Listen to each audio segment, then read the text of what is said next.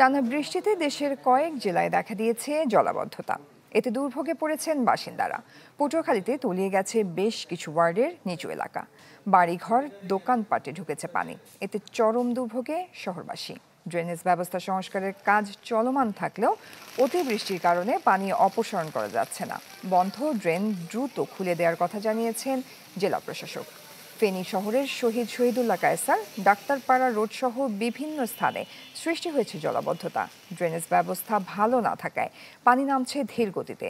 জেলায় সকাল ৯টা পর্যন্ত ২৩৩ মিলিমিটার বৃষ্টি রেকর্ড করা হয়েছে, যা এবছরের সর্বোচ্চ। সব দোকানপাট, ক্লিনিক সব তলাই গেছে। এখন খুবই বেতাল অবস্থা, কি করবো তা বলতে পারি না। গার্লস স্কুল, কলেজ স্কুল পরীক্ষা বন্ধ করে দেওয়া হয়েছে এবং রাস্তাঘাটের অবস্থা খুবই খারাপ। বৃষ্টির পানিটা বের হওয়ার কোনো অপশন নাই। আমাদের পরিকল্পনা ব্যবস্থায় ভুল থাকার কারণে, ড্রেনেজ সিস্টেম বন্ধ হয়ে যাওয়ার কারণে পুরো মানুষের বাড়ি, দোকানপাটে সব পানি। দর্শক, জলাবদ্ধতার আরও খবরাখবর জানাতে পটুয়াখালী এবং ফেনী থেকে যুক্ত হচ্ছেন আমাদের সহকর্মীরা। শুরুতে আমরা চলে যাচ্ছি পটুয়াখালীতে, সেখানে রয়েছেন MK রানা। রানা, জলাবদ্ধতার কারণে মানুষের জীবনে একটা বিপর্যয় নেমে এসেছে, বিস্তারিত জানাবেন। হ্যাঁ জয়ী, আপনাকে জানিয়ে রাখি যে আসলে টানা 4 দিনের অতি ভারী বর্ষণের ফলে পটুয়াখালীর 3, 4, 5, 6 এবং 7 নম্বর ওয়ার্ডের যে সকল নিচু এলাকা রয়েছে সেই এলাকাগুলোতে কিন্তু পানি ঢুকে পড়েছে। ফলে পানিবন্দী হয়ে পড়েছে প্রায় কয়েক হাজার মানুষ। এছাড়া ব্যবসা প্রতিষ্ঠানে পানি ঢুকে কিন্তু ব্যাপক ক্ষয়ক্ষতি হয়েছে।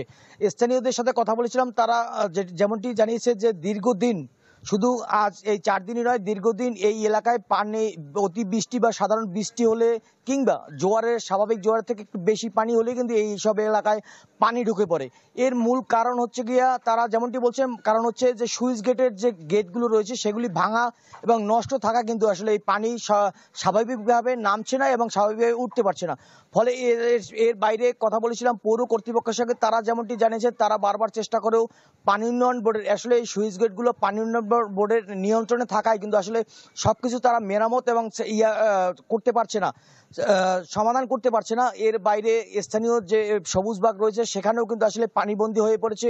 ব্যাপক ব্যবসা প্রতিষ্ঠানগুলো যেগুলো রয়েছে সেগুলোতে কিন্তু হঠাৎ করে গতকাল রাতে পানি ঢুকে কিন্তু আসলে ব্যাপক ক্ষয়ক্ষতি হয়েছে। এছাড়া পটুয়াখালীর সদর রোড, আমি এখন দাঁড়িয়ে আছি গোরস্থান রোডে, যেখানে দাঁড়িয়ে আছি 7 নম্বর ওয়ার্ডের, সেই ওয়ার্ডটি কিন্তু গতকাল রাত থেকে কিন্তু আসলে পানিবন্দী হয়ে পড়েছে কয়েকশো মানুষ। এখানকার যে বাড়িঘরে যারা রয়েছেন তাদের সঙ্গে কথা বলছি, তারা দুপুরে যে খাবার তৈরি করবেন সেটিও কিন্তু হোটেল থেকে এনে খেতে হচ্ছে তাদের। তারা চাচ্ছেন যে যত দ্রুত সম্ভব এখানের যে ভয়াবহ দুর্বিষহ জীবন, সেটি থেকে তারা যত দ্রুত সম্ভব মুক্তি পাক, এবং সেটা পৌর কর্তৃপক্ষের নিকট বারবার আবেদন করেও তারা সেটা পাচ্ছেন না। জয়ী, এই ছিল পটুয়াখালী থেকে সর্বশেষ। MK রানা, আপনাকে ধন্যবাদ। দর্শক, দেখতে পাচ্ছি ফেনী থেকে দিলদার হোসেন আমাদের সাথে যুক্ত হয়েছেন। দিলদার হোসেন, আমরা পটুয়াখালীর জলাবদ্ধতার খবরাখবর জানছিলাম। আপনার এখানেও জলাবদ্ধতা দেখা যাচ্ছে, বৃষ্টি হচ্ছে গুড়ি গুড়ি, তো মানুষের জনদুর্ভোগের কথা জানাবেন। সেই সাথে জানাবেন যে প্রশাসনের পক্ষ থেকে এই জলাবদ্ধতা নিরসনে কি ব্যবস্থা নেওয়া হয়েছে।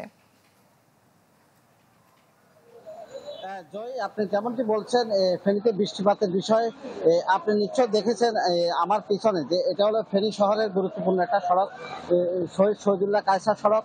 এই সড়কটিতে এখনো কোথাও হাঁটু পরিমাণ, কোথাও কম্বল পরিমাণ পানি রয়েছে।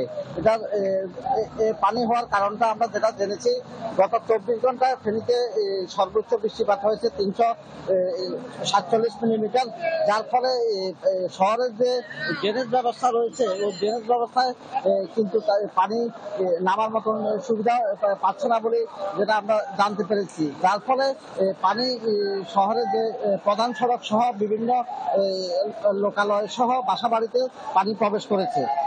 এখন আমাদেরকে পৌর প্রশাসক জানিয়েছেন যে তারা পানি দ্রুত নেমে যাওয়ার জন্য তারা কাজ করছেন, এবং তারা জানিয়েছেন যে পানি বৃষ্টিপাত যদি না হয় হয়তো বিকেল পর্যন্ত পানি নেমে যাবে। তবে আমাদেরকে এইসব বিষয় সব সময় কিন্তু পৌর প্রশাসক এবং জেলা প্রশাসন থেকে আমাদেরকে জানানো হয়, কিন্তু স্থানীয় এলাকাবাসী, ব্যবসায়ীদের একটাই দাবি যে গত 24-এর বন্যা তারা দেখেছে, 24-এর বন্যায় এই ধরনের পরিস্থিতির সৃষ্টি হয়েছিল যে এই এই সড়কের মধ্যে তো গলা পরিমাণ কোমর পরিমাণ পানি ছিল, এবারেও কোথাও হাঁটু পরিমাণ কোথাও কোমর পরিমাণ পানি হয়েছে।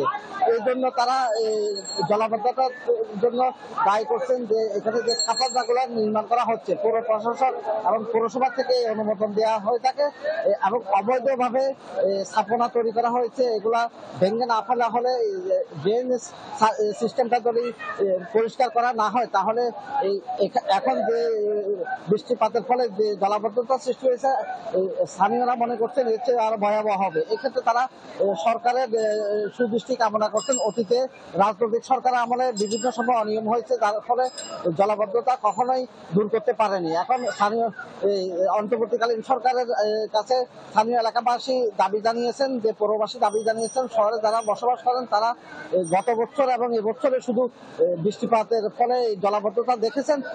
এখন এই জলাবদ্ধতা যেন স্থায়ীভাবে মীমাংসা করার জন্য, সমাধান করার জন্য যেন দ্রুত মাস্টার প্ল্যান করে এবং কোথায় কাজ করলে এগুলা সমাধান হবে ওই আলোকে যেন পৌরসভা পদক্ষেপ গ্রহণ করে, পাশাপাশি সরকারের দৃষ্টি আকর্ষণ করছেন। আমরা ইতিমধ্যে জেনেছি যে গ্রাম অঞ্চলে মোহরী, কহুয়া, সিলোনিয়া বন্যা নিয়ন্ত্রণ বাঁধ ওদিকে পানি এখনো কম রয়েছে। তবে সব মিলিয়ে যদি এখন যে বৃষ্টিপাত যদি বন্ধ হয়ে থাকে তাহলে হয়তো বিকেল নাগাদ হয়তো এখানে পানি কমে যাবে। তবে দুর্ভোগ কমাতে হলে প্রয়োজনীয় ব্যবস্থা গ্রহণ করতে হবে। এ ছিল আমার সর্বশেষ। দিলদার, ধন্যবাদ আপনাকে। দর্শক, পটুয়াখালী এবং ফেনী থেকে জানছিলাম জলাবদ্ধতার খবরাখবর।